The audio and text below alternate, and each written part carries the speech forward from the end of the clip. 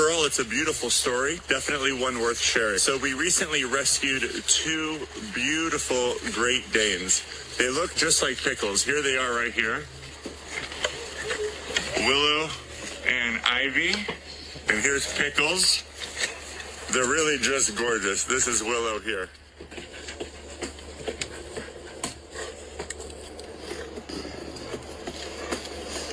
One of our employees sends Sarah a message, and it's a link to a Facebook post. The Facebook post was from this amazing woman who is a nurse. You know, she works 2 jobs. Her and her wife just started a food truck business while working as a nurse, and felt bad that her 2 Great Dane puppies, 10 months old, were at home for so many hours throughout the day, and she wanted to find them a perfect home with them together. They're sisters. They were born together. So Sarah and I read the post together, and Sarah looks at me. I know how much she loves rescuing Great Danes. It makes her so happy. So of course we're going to get them. We'll try. So we asked our employee, can you please message them? She was a part of this Great Dane group that we weren't a part of. So the employee messages them, and we don't hear back, okay? So after a few days, Sarah says, oh, maybe they don't want them going to a sanctuary or a rescue. Maybe it's not going to happen. And I say, I think it's going to happen for some reason, but don't even think about it. If you do think about it in the way that it's going to happen, or everything is going to happen the way it should be. A couple of weeks go by, and the post is taken down. I say, I still think it's going to happen. And Sarah says, what do you mean? The post is gone. She probably found them homes. And I said, I just have a feeling. Fast forward 6 weeks, Kayla, our staff member, gets a message. She says, are you still interested in meeting the dogs? We adopted them out, but it didn't work out. I said, yes, definitely. And please, I want her to see our sanctuary. So a few days later, the Great Dane's mom comes over. Her name is Sarah as well. So Sarah. And she comes over. We give her a full tour. She's telling us all about the Great Danes. I have this, beautiful feeling about this person. You know, she was just a good human being, and we instantly connected. It's one of those people that you're like, we're going to be friends. We were supposed to meet. Just a good person, right? Beautiful heart.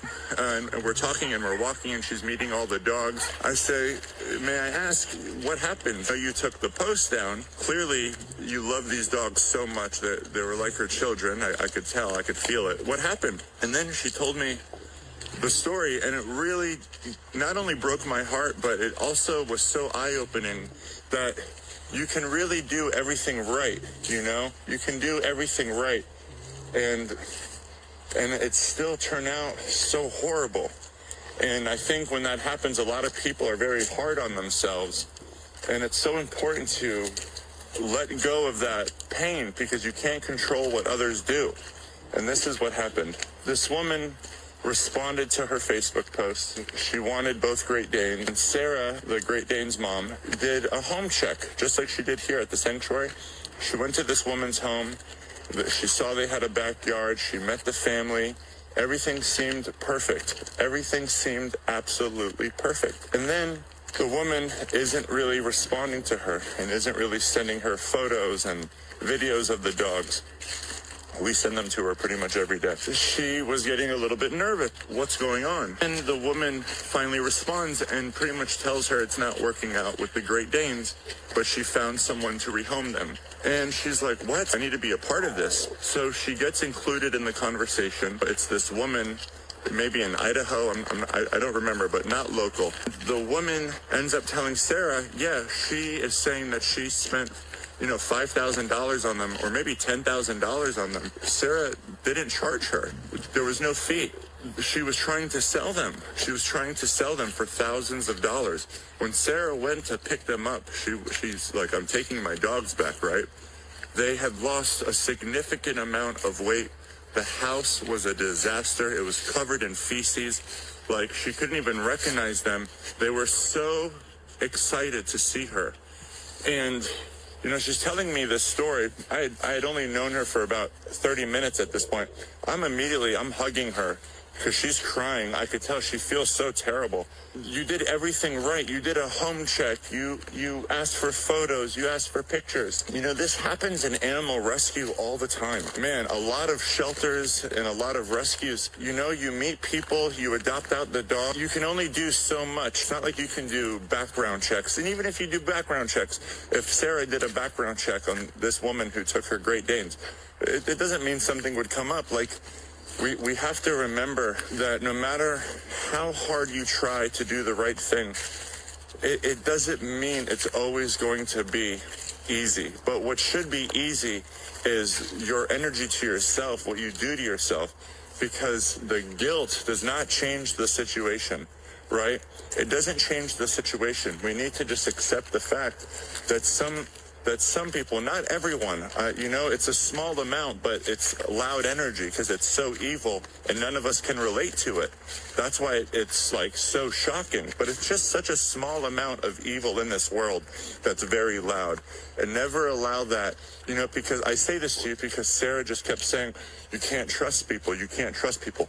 After she told me the story, she kept saying that. And I said, if you say that enough times, you're really going to believe it.